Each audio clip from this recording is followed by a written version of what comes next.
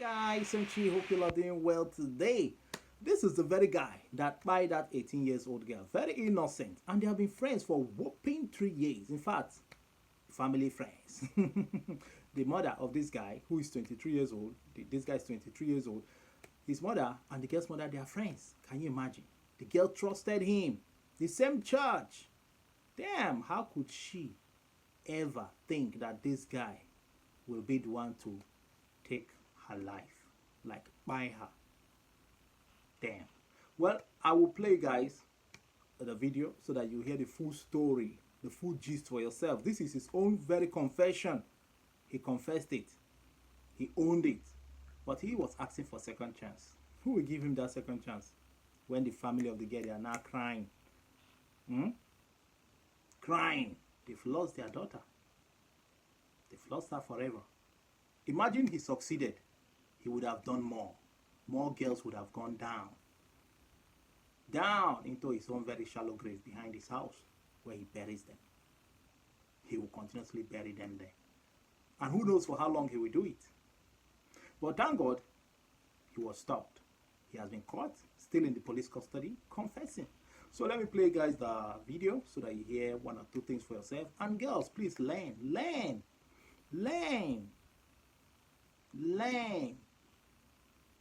Trust nobody. Take every guy as a suspect. Even your fellow girlfriends, take them as suspects. Don't trust nobody. Alright, so please like, share, subscribe. I play you guys the video right away. Let's go there. Thanks, Chi Danny. Please guys subscribe to Chi Danny TV. Guys, here's the story in full. I deserve death, but I beg for a second chance, Adeleye, who killed friend, says as he reveals how he buried her without being seen. 23-year-old Adeleye, a 300-level philosophy student of Olabasai Onabanjo University, OOU, who killed 18-year-old FUNAP student Christiana Idowu and buried her in his parents' home in Ikorodu, has shared more details while showing remorse for his actions. Adeleye, who is now in the custody of the Lagos State Police Command Tactical Unit, Ikeja, said he regrets his actions and that he even tried to cut his wrist with any sharp object so that he would bleed to death, but vigilant security agents stopped him. Recounting how he killed Christiana, he told Vanguard, "I had not been at home for over 6 months. The victim, Christiana Idowu, 18, contacted me several times in school where I was studying philosophy, in 300 level. She had been contacting me that she wanted to repair her phone because I had repaired it for her before. We were church members. I had known her for 3 years before the incident. She had been contacting me, and I told her I would be at home at the end of the session. When I came back to Lagos, she called and I told her I was at home. She came to our house around 5 p.m. on the day of the incident and asked me to repair her phone. She was an industrial training, IT, student in Yaba College of Technology. She came with a bike. She had her bag and other things she used in school. So, when she arrived, I collected the phone from her, looked at it, and I discovered that the phone only had battery problem and the screen was faulty. I just needed to put gum on the screen and change the battery. But she was not ready to change the battery, she just wanted to continue using the phone like that. On why he killed her, he said, I killed her because I had financial problems. I thought of the problems and decided to strangle her while she was busy going through my phone. I then called her mother claiming that she was kidnapped and she should pay ransom. I didn't really pounce on her. She was preoccupied with my own phone. Then, it was drizzling and a little noisy, so I just grabbed her, applied pressure. She started struggling. She didn't really shout because I already suppressed her. I then squeezed her throat and she gave up. She was focusing on the TikTok video. She did not say anything. In fact, when that incident happened, my cell phone dropped from her hand, he explained. I placed her body on a seat and took her picture so that I could send it to her mother. I didn't send it immediately, I just left her at the shop like that. That was around 5:30 p.m. on Monday night. I left her on the seat and went to plan how to dispose of the body.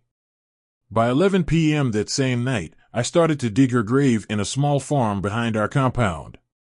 Luckily, rain fell that day, so the ground was a little soft. I dug using a shovel. I was not able to dig deep that night. So, I postponed the digging. The body was still in the shop. By 4 a.m. the following day, I woke up. I continued digging. Honestly, I did not close my eyes till daybreak. I was just filled with thoughts about what I did. I then took the body to the shallow grave only to notice that it could not be covered well.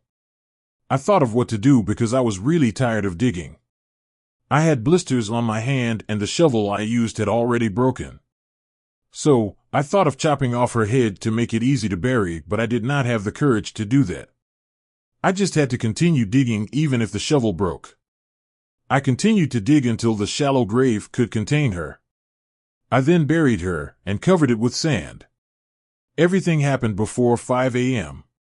Then I left the scene to contact her mother and demanded ransom. Asked how he got Christiana's mother's number, he said it was on the daughter's phone. Luckily, she did not have a PIN number or passcode. I recognized her mother's face in her profile picture. I then called and the first thing I said to her was, "Hello, madam. We have your daughter." The next thing she said was, "Who be this, da?" Maybe she thought it wasn't for real. Then I sent a text message telling her same thing. I sent it with the picture where she was sitting on a chair. She asked me, "What do you want?" I told her, "Madam, how much do you have?" I spoke to her. I wrote everything in pidgin. She said, "I don't have any money. I am a single mother." I said, "Madam, just bring anything." She said she didn't have. I said, "Bring 3 million to release your daughter." I know for a fact that she didn't have 3 million. Even if she did not have that amount, I was ready to collect any amount because I desperately needed money no matter the amount. After going back and forth with her, she said she was able to get in 350, 0.00, and I gave her a sporty bet account to pay the money in order to avoid being traced. That was 3 days after I buried her daughter. She sent the money there, but I was unable to withdraw at first because SportyBet had this rule that once you deposit, you have to play at least a game before you can withdraw. I tried to withdraw, but they locked the fund. Then, they asked me to present my NIN for verification. I sent it to them, and they released the money. They didn't release it until 3 days later. I then asked the mother again, "Madam, how much can you pay again?" She said the money in her account wasn't up to N10, 0.00. I said, "Just hurry, put it together and send." She sent it to her daughter's account, making the whole money N360, 0.00 paid as ransom. After that, I stopped all communication with the mother. But, before they sent the money, they were telling me that they wanted to actually see a video or voice confirmation of the girl, but the girl was no more. It was only that picture I took that I was able to send. So, I just kept on pushing them. I used the money to take care of my personal and family financial problems. Speaking on how he was arrested, he said, "It was not police, I was picked up by soldiers. They told me it was through my SportyBet because I uploaded my NIN, so it was traced. If I had not uploaded my NIN, it would just be an empty account. But the moment I uploaded my NIN, all my personal details, my location, my address, my name, everything, was already on the SportyBet. The girl's phone was also with me. They could have traced the location of the phone. That was how they got my location." He said he regrets killing Christiana. Even before I was arrested, Christiana was somebody that I had known for over 3 years, and we were close friends. "I regret that I killed her because my mom and her mom were friends," Adeleye said. Pleading for forgiveness, he said, "I don't deserve any mercy for what I have done. At the same time, I ask God to forgive me. What I did was totally wrong and I regret it. I feel remorseful for what I have done. If there's any way I could be given a second chance, I want to be given one, but I deserve death, honestly. I have been planning to kill myself. While I was in the guard room, I tried to look for any sharp object to cut myself so that I would bleed to death." Alright guys, you have heard everything for yourself. How do you feel hearing that story? You feel like just grabbing that guy and squeeze him. Hmm? The girl was not even aware that she would just go that way. Just pressing the guy's phone, going through his phone, TikTok, and it was raining. So in fact, she was not even able to scream because the guy just from behind grabbed her, squeezed her to death. Chai. That means he has already planned it even before the girls start coming. Premeditated murder. How much? How much was the money? Over 350K or so. That money will just finish within that same month. He said he wants to solve family problem. So by buying a human being, that's how you want to solve family problem. He was even demanding for 3 million. That means he was thinking that the guy's family, they are very wealthy. But in his own very confession, he knew that they don't have that kind of money. They are poor as well. So why doing that kind of a thing? This is how the kidnapping starts. Gradually. Imagine that this thing happened and it went successfully. You know what people will say? Fulani. They'll blame it on Fulani herdsmen. Although they heard his voice, so they can tell that he's not a Fulani guy. I don't know if he changed voice. Definitely he could have changed his voice so that they would understand that he's the one. Maybe trying to imitate another tribe, voice. Things like that. Gradually like this, the guy could now start supplying people with human parts. Because now to him, he's now an expert. That is, if he was not caught. If he was not caught, he will now devise like many different means of luring girls to come over. Even before they come here, he must have prepared a shallow grave or deeper one where he will keep throwing. In fact, he will dig a very big a pit itself where he'll be throwing them in after taking whatever he wants to take from them, or ransom or body parts. Or he might sell the body parts as a whole. The head, everything, the eye, tongue, private part, breast, lungs, name it all. And the worrisome thing here is that young boys are now involved. Young boys, 20 years old, 22, 25, 20. Man, they will tell it's poverty. It's poverty, but every time election comes, the same people will go and line up, collect 5K, 10K, and sell off their destiny. Then start looking for girls to use for money rituals. Look at the rate. Look at the age range of the boys who are cashing big, making big money. Look at their age range. They are young boys. And when you go trace their family, you see that their family, they are all poor. Even those boys, many of them are not even like graduates. You now start thinking, how did they start making this money? They will tell you somebody gave them a contract. They do import and export. That's what they will say. Or Bitcoin or Forex, right? They will cover up. Using those Bitcoin, Forex, and the rest to front as the source of their wealth. But girls will never learn. Girls will never learn. If only girls will start understanding that it is them that these guys will keep using to renew. Man, imagine when they start knowing that it is their head that is involved, their body parts are involved. Until today, I don't know why it is always the girls. Like, why is it always the girls? They keep asking for their body parts, for money making, for rituals. Why is it only the girls? I think there's something spiritual about it. Maybe because their spirit is not stubborn. Their spirit can obey commands. Go and get money. Or maybe their spirits are not violent. Violent in nature, aggressive in nature. You use a guy for rituals. The guy's spirit will teach you 1 or 2 lessons. Day and night, tormenting you like hell. You tie them with chain where they bury them, they destroy the chain and still come out. You go collect, you buy me, you want me to go bring money come. Your father, you will join me. So, but for the girls, maybe when they buy them, they will be crying in the spirit world. Oh, you're going to bring money? Okay. They will go and bring. Well, it's okay. Just imagining it, how it looks like in the spiritual realm. Yeah. And they'll keep using the girls. Endless. The quest for money. The love for money. Many of them, after using them, have shared. In fact, they have many ways of using them. It's not just 1, 2, 3, 4, 5. Many ways. Sometimes they just give them money. Sometimes they suck their breasts. Sometimes they kiss them. Sometimes they finger their pekus or suck their pekus or use handkerchief clean their pekus or bench them, bang them. Many means, many means. Sometimes they take away their destiny completely and those girls will become useless. While sometimes they butcher them into pieces.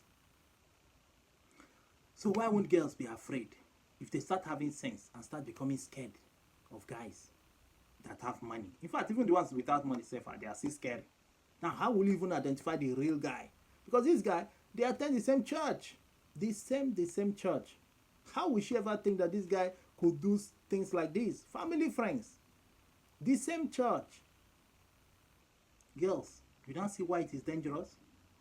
Even your fellow brother in the church or classmate or compound boy can equally harm you. So that's why I said everybody take them as a suspect. Don't overtrust. Don't overtrust guys. Even your girlfriends can lure you to a guy's house as well. So be careful of the people you call your friends. And always tell people where you are going. Very, very important. And when you come to the person's house, the guy's house, just use style and tell the boy, oh, I even told my sister I was coming to your house. You have this, in fact, you have scattered his brain. That evil thought, that evil plan he had, he will just abort it. Change his mind because now he knew or he has known that you have released some kind of information. So if he does anything crazy or funny, then he will be the one they'll point at first. So always tell them when you go and meet any man or any guy, tell them, oh, I told my friend. Oh, I told my brother, my sister, my cousin. I told them I'll be coming to your place. Just choose anybody and just mention their name. And truly mean it. When leaving, tell someone. Give the person the man's number or the guy's number. This is the person I'm going to meet with, just in case. Yeah. And sometimes when you go see people like that, go with a friend. But let your friend not enter or else two of you, they might feel collect. Let one stay outside. Especially if it's just within the same state. That your friend can just hang around somewhere. And don't sleep over. Even hotel is not safe these days because these guys, they already know hotels that don't have CCTV cameras. They know that's the kind of hotels they take girls to. After sleeping with them, they are gone. Or even buy them there. Because they have to renew their sacrifice. The covenant they made with their baba to keep renewing. They have to renew it in one way or the other. And renewing it means girls have to be involved. Just imagine that over 10,000 guys, men and guys, boys, have joined the system, the occult. Rituals. Imagine they have joined 10,000. That means every 1 year or 2 years, 10,000 girls will be gone. Either they buy them, some will run mad, or some will be sick forever. They will keep treating sickness till they buy. So you see why it is scary? The number keep growing by the day because boys keep joining the system. The money-making system, rituals. Day by day, even as I'm talking now, some boys are planning to join tomorrow. Some boys are planning to go next month, next year, next 6 months. Some, 5 years time, they'll be joining. So you see, endless. Because the economy is poor. Poverty. So many of them are looking for a way to make it big, hit it big. So maybe if the government start banning native doctors and start investigating the source of their wealth, all these small boys making money, they start investigating them deeply, they will find the answers, how they made the money. Small boys cashing out big. Is that not scary to you? Well, it's okay. You tell me your thoughts in the comment section. Be careful.